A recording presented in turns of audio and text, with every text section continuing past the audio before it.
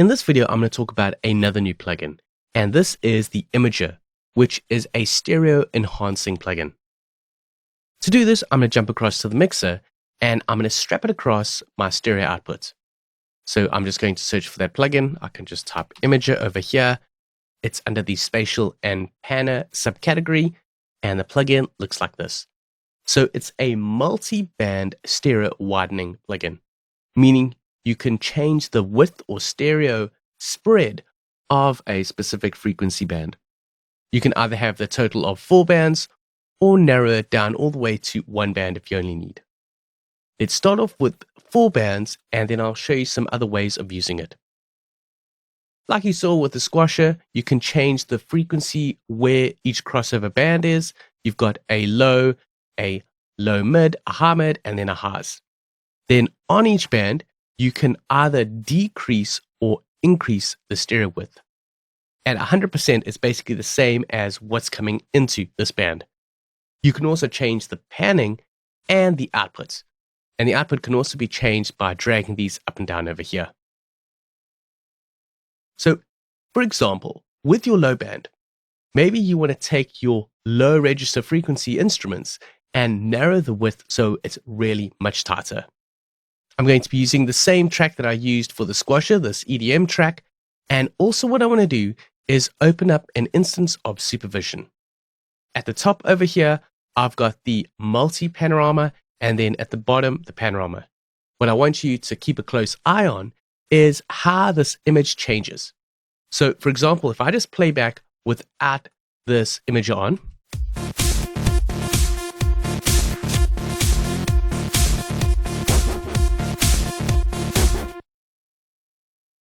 let's just play it again, and I'm going to pause it. So there we've got a paused image. If you look down here, if the sort of colorful area over here extends out further here, you're going to be noticing more width. If you narrow it, it's going to sit right in the middle. So I'm going to solo that low band, enable that plugin, and play back.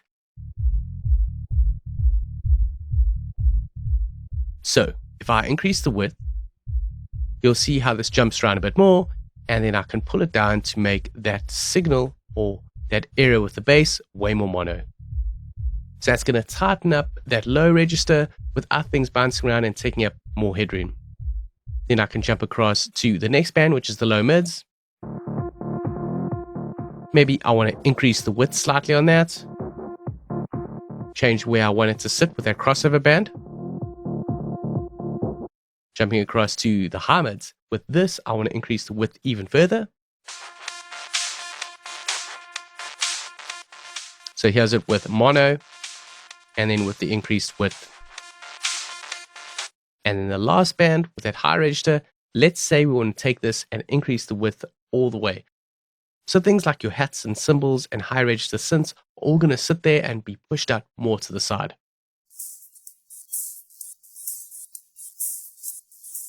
Now let's hear everything in context. Change some of the levels.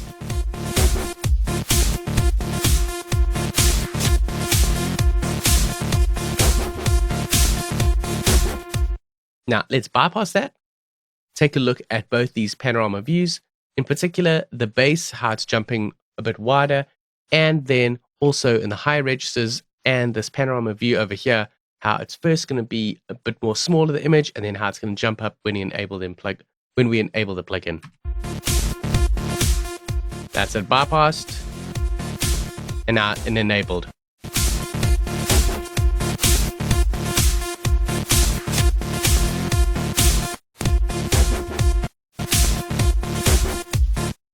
You've also got your correlation meters here to show you if there's any phasing issues. As you can see on this higher register one, it is jumping across to here, so it could be causing some phasing, and you might want to drop the width. But just for demonstration purposes, I'm just pushing this quite wide so you can hear the dramatic effect that this adds. It's really nice to be able to push your mix out just a bit further. So you'll be doing your mix, but then when you get to your sort of mastering phase, for example here, I'm working on the master, you might just want that extra width to your mix and push it out.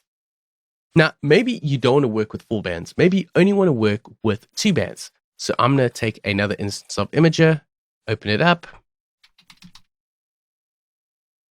With this, I just want two bands. I want a low and a high. I can set the crossover frequency, so this will be my lows, and I want this very narrow in the width. Then on to the highs.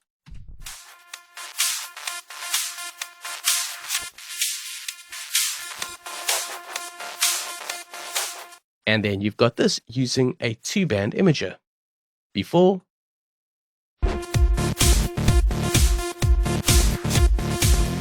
and then after.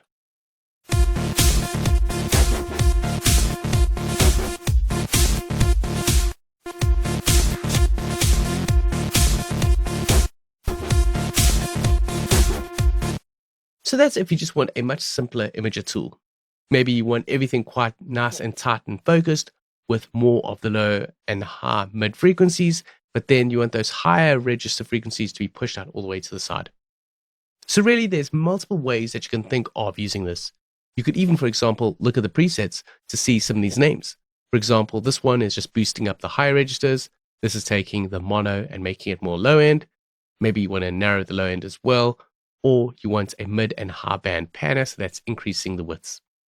But it's really easy to work. You really don't need to jump to all these plugins to check. You can also minimize this view if you don't want to see this view over here. Maybe you've already got a Supervision plugin open, then you can close this and take a look over here. Now, I just want to show you one more example, and that's how you can take a mono signal and use this imager to create a sort of pseudo stereo spread sound from a mono source. So let's check that out. So here I've got a new project with two different tracks. I've got a violins track on the one and then some cellos on the other.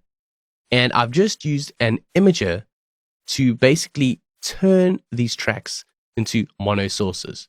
I've just turned the widths all the way down. So for example, on this track over here, here's the violins before.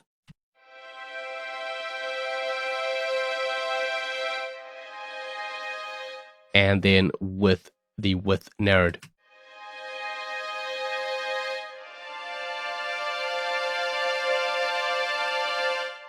With some cellos as well. So this is just sort of emulating if you got a mono source. So this is cellos and violins in a track where they are both mono.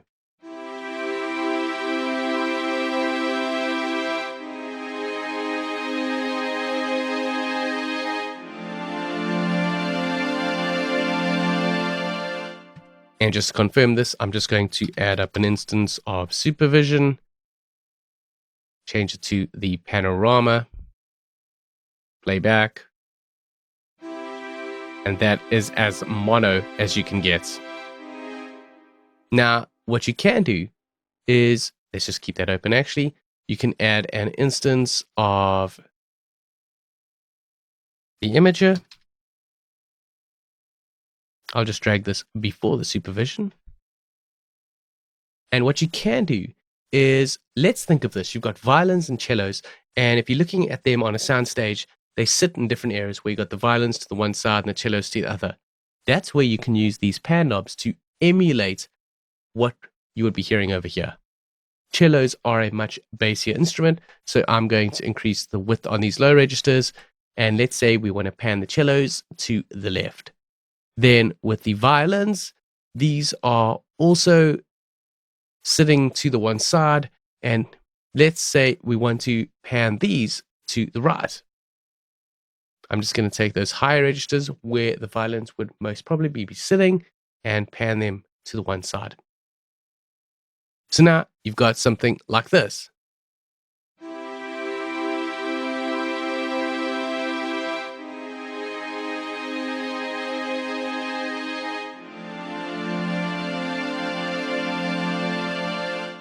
Maybe change some of those volumes. Maybe these high ones can go up. So this is it before, where it sounds quite mono.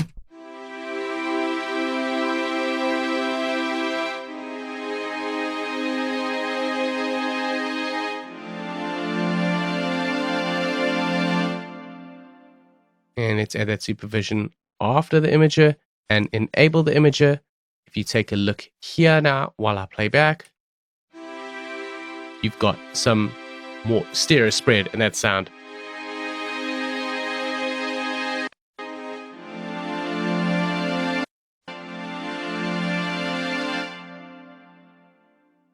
So that's just one more way of using this imager to take maybe a mono source and giving it some width and pan to push it somewhere in the stereo field to make it sound not like a mono source. So that covers the imager, a very helpful plugin that can really take your sound and give it some extra width and interest to it in the mix, all by taking a mono source and giving it a pseudo stereo spread feel to it. Catch you in the next video.